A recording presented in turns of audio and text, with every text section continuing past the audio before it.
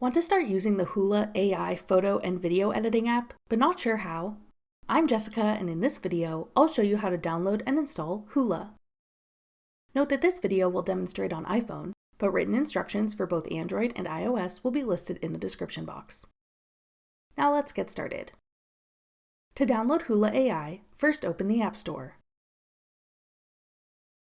Go to the Search tab. Then type in Hula at the top. Tap Hula when it appears in the search results.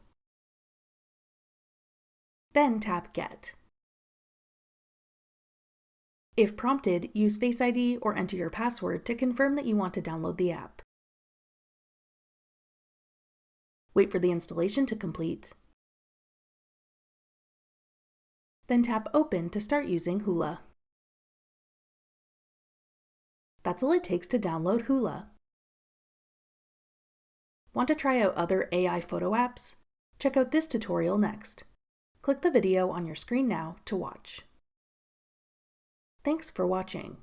If you found this video helpful, we'd love it if you'd hit the like button below and subscribe to our channel.